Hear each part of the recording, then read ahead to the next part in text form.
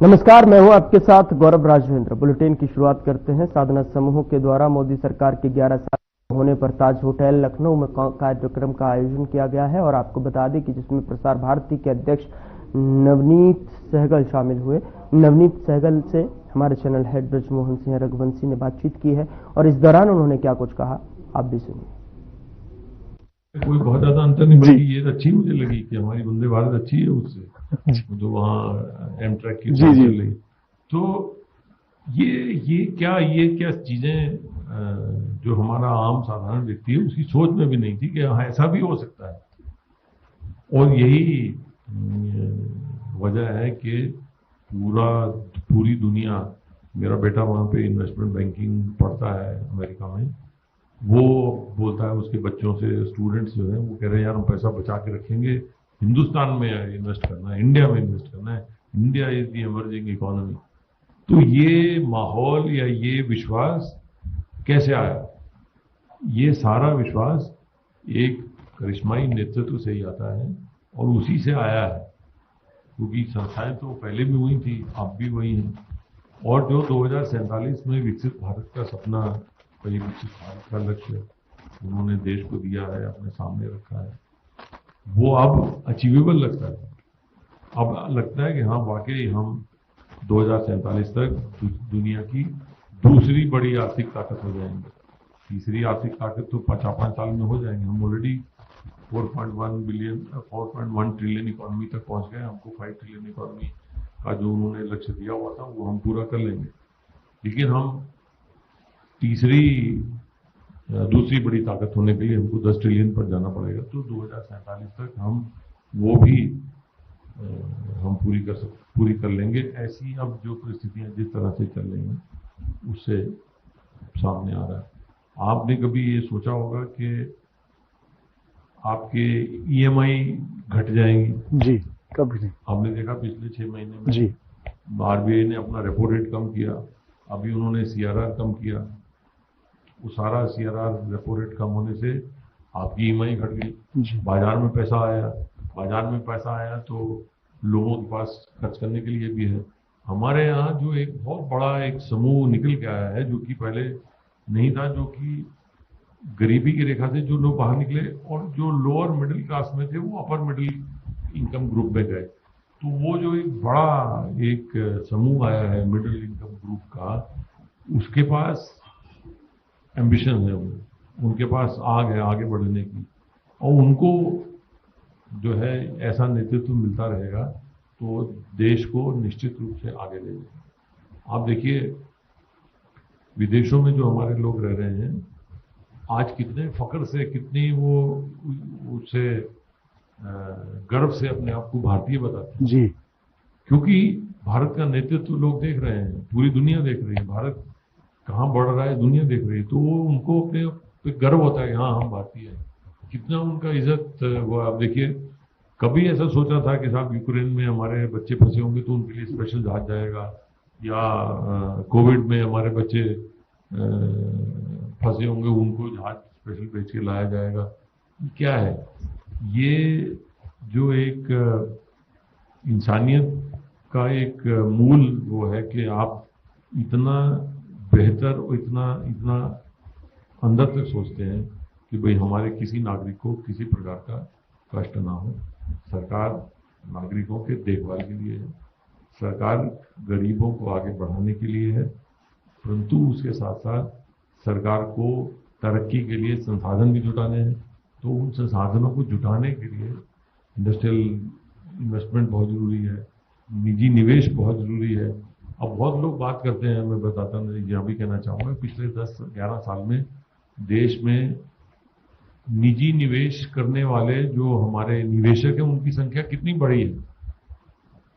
अब इसमें कोई लगाइए क्या 2010 से पहले, 2014 से पहले क्या कुछ सोच सकता था? नहीं कि हमारी इंडिया की कोई कंपनी विदेश में जाके कोई बंदरगाह खरीद ले, विदेश में जाके कोई बिजनेस खरीद ले, टाटा को छोड़ के। टाटा ने वहाँ कोरस स्टील और वो सब खरीदा था, जगुआर खरीदा था, उसके अलावा कौन था इस देश में? अब कम से कम 10 ऐसी कंपनियां हैं, 10 ऐसे निवेशक हैं जो दुनिया में कहीं भी जाकर कंपनी खरीद सकते हैं। अभी हमारे हॉल में एक सज्जन यहाँ बैठे हुए हैं, ये अभी इटली में एक कंपनी खरीद के आए हैं और अभी ये इजराइल में कंपनी खरीद रहे हैं। तो ये जो एक हिम्मत और एक जो फाइनेंशियल स्ट्रेंथ सिस्टम ने जो पिछले 11 साल में दी है, वो अनथिंकेबल, वो कभी कोई सोच नहीं सकता था कि हाँ साहब हमारे भी कॉर्पोरेट में ऐसे लोग होंगे जो विदेश में जाके विदेशी कंपनी खरीदेंगे और एक देश का नाम करेंगे। हाँ साहब बताइए, अरे ये तो एक इंडियन ने आके खरीदी। आपको एक चीज और बताऊं, अभी जो मुझे अभी पता चला, मैं अभी जब वॉशिंगटन और न्यूयॉर्क गया था कि न्यूज़वीक मैगजीन, आप जी तो न्यूज़वीक मैगजीन को भी एक इंडियन ने खरीद लिया, एक भारतीय ने उस मैगजीन को खरीद लिया। वो भारतीय वहां से न्यूयॉर्क से वो मैगजीन चलाते हैं। तो ये 11 साल का परिवर्तन है। तो ये 11 साल का परिवर्तन हर आदमी महसूस करता है, वो बोले ना चाहे जी। वो अपनी राजनीतिक प्रतिद्वंदता या राजनीतिक मजबूरियों की वजह से सामने पब्लिक में कुछ भी है, लेकिन अंदर अंदर उसको भी मालूम है हाँ यार परिवर्तन तो हुआ है, ये प्रगति तो देखने को मिली है, ये चेंज देखने को तो मिला है। तो ये एक देश में जो माहौल बना है, उसके लिए हमारे देश का जो माननीय प्रधानमंत्री नरेंद्र मोदी जी के रूप में जो नेतृत्व, मैं तो उसको कहता हूँ करिश्माई, साहसिक और कड़े फैसले लेने की हिम्मत रखने वाला और उन फैसलों को जमीन पे उतारने वाला नेतृत्व नहीं मिलेगा। सर एक बात, क्योंकि आप हमारे जो तमाम लोग यहाँ बैठे हुए हैं, खासतौर से मैं एक चीज ये भी कहना चाहूंगा क्योंकि हमारे चैनल के माध्यम से करोड़ों के दर्शक आपको सुन रहे हैं, और क्योंकि जो आपने बात की सर, क्योंकि ब्यूरोक्रेट जो बात करते हैं, क्योंकि हमारे पास सुबह से कई राजनीतिक लोग यहाँ पे आए, जो उन्होंने बात रखी सर, निश्चित रूप से जो आदरणीय मुख्यमंत्री जो यहाँ के उत्तर प्रदेश के योगी आदित्यनाथ जी हैं, आदरणीय प्रधानमंत्री जी की जो सोच है वो कहीं ना कहीं मुख्यमंत्री द्वारा ही उसको जमीन पे लाया जाता है। लेकिन आज भी जो राजनेता है वो असल उस जमीन की वो व्यवस्था, वो ये कहता है कि हम यहाँ पे आगरा एक्सप्रेसवे बनवा देंगे, लेकिन उस जमीन का अधिग्रहण करना, एक एक किसानों से उनसे बातचीत करना। सर मैंने 2010 का भी वो दौर देखा था जब हमारे भट्टा परसोल में बहुत जबरदस्त वहां पे किसानों का आंदोलन हुआ था। मैं नोएडा में रहता था, तो मेरे सामने मैंने ये खबर मैंने खुद अपने यहाँ पब्लिश की कि 4 किसानों की जब वो गेट में नोएडा अथॉरिटी में घुसते तो उनकी वो ट्रैक्टर से उन पर चढ़ा दिया गया था। इस तरह की घटनाएं हुई थी। लेकिन आगरा एक्सप्रेसवे का जो काम हुआ, हम प्रधानमंत्री जी को सर, मैं ये भी इस बात के लिए क्योंकि मैं सर विदेश यात्रा जब उनके साथ मैं करता हूं तो मैं देखता हूं कि उनके साथ जो है वो सब ब्यूरोक्रेट्स हैं। चाहे मैं जयशंकर साहब को देख लूं, वो भी आज राजनेता है लेकिन वो ब्यूरोक्रेट है। मैं जी डोभाल साहब को मैं देखता हूं वो ब्यूरोक्रेट है यहाँ पे। तो कहीं ना कहीं ब्यूरोक्रेसी पे उनका एक बड़ा भरोसा, और ब्यूरोक्रेट जो होता है सर वो जमीनी लेवल पे काम करता है। और मैं अपने दर्शकों को एक बात जरूर यहां अवेयर कराना चाहता हूं, इस देश में पहले ऐसे शख्स हमारे साथ बैठे हैं जिनकी जो काम के दौरान जिनका एक्सीडेंट हो गया था, ये देश के पहले इकलौते ब्यूरोक्रेट होंगे जिनको काम के दौरान इनके साथ घटना हुई, और उसके बाद भी आगरा एक्सप्रेसवे जो है वो बंद नहीं हुआ और आज सबसे बेहतरीन एक्सप्रेसवे है। मैं चाहूंगा इस पर एक तालियां जरूर होनी चाहिए सब लोगों के द्वारा, क्योंकि ये बहुत सारे, देखिए ब्यूरोक्रेट, जैसे आपने देखा कि यहां बहुत सारे ब्यूरोक्रेट आए, वो पीछे बैठे हुए थे या सामने से नहीं बोल पा रहे थे। सहगल साहब उस तरह के व्यक्तित्व हैं जिनको हम कह सकते हैं कि मैं इनसे जब भी मिलता हूं या जब मैं इनके ऑफिस में मैं जाता हूं, मैंने ये देखा हमेशा इनके पास कोई गरीब आदमी बैठा है जिसका कुर्ता फटा हुआ है। ये वो ब्यूरोक्रेट नहीं जिनके पास मैं देखता था कि तमाम बिजनेस क्लास आता था। सर आपके पास एक गरीब आदमी भी आता है। मैं देखता हूं कि आपके पास विधायक, चाहे वो पूर्व विधायक हो चाहे प्रेजेंट हो, उसके कुर्ते का रंग नीला हो या हरा हो, अगर वो डेवलपमेंट की बात करता है तो आप उसका काम तुरंत करते हैं। और जो मैंने बात कही सर ब्यूरोक्रेट्स की सर, क्योंकि इस सरकार ने ब्यूरोक्रेसी का मुझे लगता है एक सदुपयोग बहुत किया है। सर आप ये मानते कहीं ना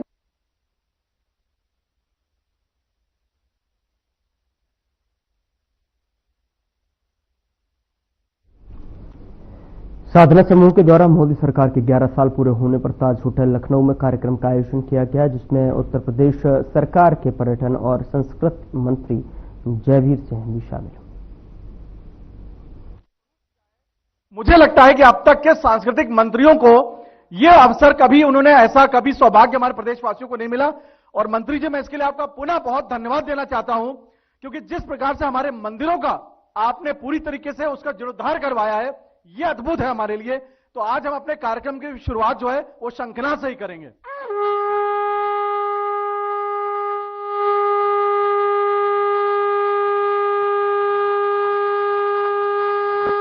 धन्यवाद। अब मैं चाहूंगा हमारे आदरणीय मंत्री जी कृपया मंच पे आए और हम उनसे सेशन की शुरुआत करें, क्योंकि बहुत कम ही अवसर मिलता है हमें जब आदरणीय मंत्री जी ने जो 11 वर्षों में खास तौर से जो काम हुए हैं और जो इन्होंने अपने मंत्रालय में काम किए उसके बारे में आपको अवगत कराएंगे। मंत्री जी, आपका सबसे पहले बहुत बहुत स्वागत है साधना समूह के इस आयोजन में, और आपने अपना समय दिया उसके लिए हम पूरी आत्मा से आपका बहुत बहुत धन्यवाद देते हैं। और हम चाहेंगे कि कार्यक्रम की शुरुआत करें। 11 सालों के लिए कि में जो काम हुए हैं उसके बारे में हमारे दर्शकों से प्लीज बताएं। पहले तो भाई ब्रजमोहन जी को बहुत बहुत धन्यवाद, कृतज्ञता कि आज बहुत सारे साधना समूह के दर्शकों के सामने देश और प्रदेश की सांस्कृतिक और पर्यटन की गतिविधियों को रखने का आपने अवसर दिया। आपका बहुत बहुत आभार, धन्यवाद। जैसा कि सब लोग अवगत हैं कि 2017 से पहले उत्तर प्रदेश की पहचान बीमारू राज्य के रूप में, दंगाई प्रदेश के रूप में, आतताइयों के रूप में जानी जाती थी। स्थिति यहां तक थी कि न प्रदेश में कोई निवेशक अपने निवेश को राजी होता था। विदेश छोड़ दो, अपने उत्तर प्रदेश के रहने वाले भी जो बड़े औद्योगिक घराने थे वो भी अपना निवेश उत्तर प्रदेश में करने के लिए राजी नहीं थे। गांव की कनेक्टिविटी हो, शहरों की कनेक्टिविटी हो, या प्रदेश से जो महत्वपूर्ण मार्ग है उनकी कनेक्टिविटी हो, झील सील टूटी फूटी सड़कों से प्रदेश की पहचान थी। बिजली में आपूर्ति में माना जाता था कि कब बिजली आई ये महत्वपूर्ण था, जाने का कोई समय नहीं। बिजली जाती ही थी, थोड़ी बहुत बिजली की उपलब्धता थी। जो पीड़ता था वही जेल जाता था, अपराधी थाने चलाने का काम करता थे। बल्कि सरकार के गिने चुने हर जिले में एक सुपर सीएम बना रखे थे जो पूरी सारी पावर वहां के प्रशासन की एक्सरसाइज करते थे। उन्हीं के इशारों पर उत्पीड़ित होने वाले व्यक्ति के साथ अन्याय होता था। एक वर्ग विशेष को खुद करने के लिए शमशान घाट की बाउंड्रियां तो होती थी, लेकिन सनातन संस्कृति के प्रतीक जो भी धार्मिक आस्था के केंद्र हैं उनको कोई खेवनहार नहीं था, कोई देखरेख करने वाला नहीं था, बल्कि बहुत दुर्दशा की स्थिति में थे। सौभाग्य से उत्तर प्रदेश की सरकार ने इस रूप के ऐतिहासिक निर्णय लेते हुए प्रचंड बहुमत से भारतीय जनता पार्टी का 2017 में कमल खिलाने का काम किया। और हम आभारी हैं अपने बीजेपी के शीर्ष नेतृत्व का, जिन्होंने एक योगी और संत पुरुष को उत्तर प्रदेश की बागडोर दे करके यहाँ का नेतृत्व देने का काम किया। और जैसे ही आदरणीय योगी आदित्यनाथ जी के नेतृत्व में 2017 की सरकार चलना शुरू हुई, बेखौफ होकर के, निर्द्वंद होकर के उन्होंने जिस तरीके से कानून का राज स्थापित करने का काम किया, पूरे प्रदेश में जंगल राज को खत्म करने का एक शपथ ली, और उसका परिणाम देखने को मिला कि पूरा प्रदेश में चाहे अपराधियों के खिलाफ कार्रवाई करने की बात हो, आज हम अगर एक लाइन में कहें तो कह सकते हैं कि प्रदेश की कानून और व्यवस्था को जिस तरीके से चाक चौबंद और अपराधियों के प्रति, अपराध के प्रति जीरो टॉलरेंस की नीति को अख्तियार करते हुए उत्तर प्रदेश की सरकार ने जो ऐतिहासिक और महत्वपूर्ण ठोस कदम उठाए, उसका परिणाम है कि प्रदेश अपराधों से मुक्त हुआ, प्रदेश दंगों से मुक्त हुआ। प्रदेश में इन 8 सालों में एक भी दंगा नहीं हुआ। प्रदेश का वातावरण बदला, और खासकर एक तरफ प्रदेश में कानून और अनुशासन और प्रशासन का बोलबाला शुरू हुआ, दूसरी ओर पैरेलल तरीके से माननीय मुख्यमंत्री के नेतृत्व में प्रदेश सरकार ने विकास की नई गाथा लिखने का काम किया। और उसी का परिणाम है कि हमने चाहे इंफ्रास्ट्रक्चर डेवलपमेंट की बात करें, कनेक्टिविटी की बात करें, कनेक्टिविटी में रोड कनेक्टिविटी की बात करें, एयर कनेक्टिविटी की बात करें, गुणात्मक रूप से इन 8 सालों में ऐतिहासिक काम ही नहीं किए, बल्कि पूरे प्रदेश का स्वरूप बदलने का काम कर दिया। आज देख रहे होंगे कि आज आप, अब ये बात आपसे हो रही थी कि हवाई सेवाएं दिन में नहीं मिल रही, तो अब हवाई सेवा मिले न मिले मन बना लेते हैं लोग, चलिए निकल चलते हैं, जब तक शाम वाली फ्लाइट पहली मिलेगी तब तक दिल्ली पहुंच जाएंगे। पहले ये यात्रा दिनों में होती थी, अब कुछ घंटों में होती जी। आप 5 साढ़े 5 घंटे में लखनऊ से दिल्ली पहुंच सकते हैं, मैक्सिमम 5.5 घंटे। पहले रात भर चलते थे लोग, दिन भर चलते थे, कभी मन नहीं करते थे लोग। तो इस तरह आज तो एक और ऐतिहासिक काम है, बहुत जल्दी एक सौगात देश को राष्ट्र के नाम और खासकर उत्तर प्रदेश के नाम मिलने वाली है। एयर कनेक्टिविटी में एशिया का सबसे बड़ा एयरपोर्ट हमारे उत्तर प्रदेश की सरजमीन पर जेवर में बहुत जल्दी शुरू होने जा रहा है, जो हमारे प्रदेश की गति को बहुत ऊपर ले जाने का काम करेगा। जिस तरह उड़ान बढ़ता है, ऐसी हवाई उड़ान विकास के रूप में और महत्वपूर्ण तरीके से उत्तर प्रदेश आगे जाएगा। तो एक तरफ हम लोगों ने प्रदेश को कानून का राज दिया, उत्तर प्रदेश को अनुशासन दिया, उत्तर प्रदेश को इंफ्रास्ट्रक्चर दिया, हर क्षेत्र में तरक्की के नए नए आयाम दिए और कनेक्टिविटी देने का काम किया।